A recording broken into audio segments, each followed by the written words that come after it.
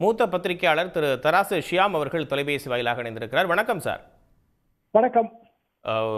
அதிமுகவோட மூத்த நிர்வாகிகளோடு எடப்பாடி பழனிசாமி ஆலோசனை நடத்தி வர்றாரு. ஆனால் இன்றைய கூட்டத்திலையும் மூத்த அமைச்சர் திரு செங்கோட்டையன் அவர்கள் பங்கேற்கல.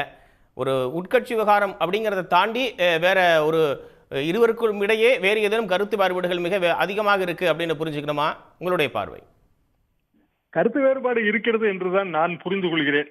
என்ன காரணம் என்றால், எம்ஜிஆர் படம் இல்லை, ஜெயலலிதா படம் இல்லை என்று கூறுவது அது அதிமுகவின் உணர்வு சம்பந்தப்பட்ட விஷயம். ஆனால் இந்த திட்டத்திற்காக பலரும் முயற்சி செய்தார்கள். அவர்கள் அனைவரின் படங்கள் உண்மையிலேயே வைக்க முடியாது.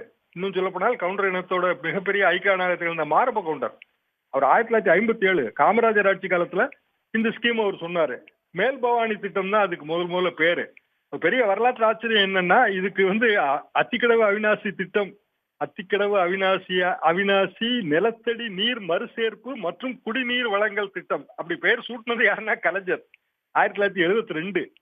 அப்ப அவர் கொள்கை முடிவு, அப்ப முதலமைச்சர் கொள்கை முடிவு எடுத்து அந்த அத்திக்கடவு அவிநாசிங்கிற பெயர் அப்பதான் வந்துச்சு. அதுக்கு பிறகு எத்தனையோ ஆய்வுகள். இன்னும் சொல்லப்போனா 2016 நிதி ஒதுக்கீடு செய்தது பன்னீர்செல்வம் அவர்கள். 2019 இதுக்கான அடிக்கல் நாட்டியது இபிஎஸ் அவர்கள். இன்றைக்கு திறந்து வைத்திருப்பது திரு ஸ்டாலின் அவர்கள். ஜனநாயகத்துல ஒரு ஸ்கீம் வரும்போது கடைசியில எந்த ஆட்சி அதை தொடங்கி வைக்கிறதோ அவர்களது பெயர்கள் இடம்பெறும். இதுதான் நம்ம தொடர்ந்து பார்த்து வருகிறோம். அப்படி இருக்கும்போது அதிமுகவுக்குள் ஒரு பிரச்சனை இருக்கிறது. அதை மையப்படுத்துவதற்கான ஒரு வாய்ப்பாக திரு செங்கோட்டையன் இந்த ஸ்டாண்டை முன்வைக்கிறார் என்பதுதான் எனது பார்வை. இப்போ இது ஒரு புறம் இருந்தாலும் கோகுலேந்திரா அவர்கள் நேற்றைய கூட்டத்தில் சொல்லும் போது தனக்கும் தன்னுடைய ஆதரவாளர்களுமான அந்த ஒரு மரியாதை அப்படின்றது கட்சியில இல்லை அப்படின்ற துணையில பேசியிருக்காங்க. இதை எப்படி புரிஞ்சுக்கலாம்? அதிமுகவுல பிரச்சனை இருக்குங்க.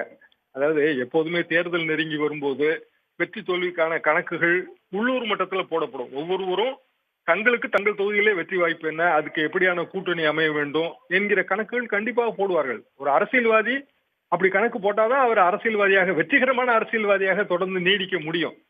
அதுல கோகுலேந்திராவுக்கு அப்படியான ஒரு எண்ணம் இருக்கும். இந்த கூட்டணி எப்படி வெற்றி பெறும், அதிமுக மட்டும் தனியா நின்றால் வெற்றி பெற முடியுமா, பாரதிய ஜனதா ஓட்டு தேவையா, இப்படியான கணக்கு கொங்கு மண்டலத்திலும் இருக்கும்.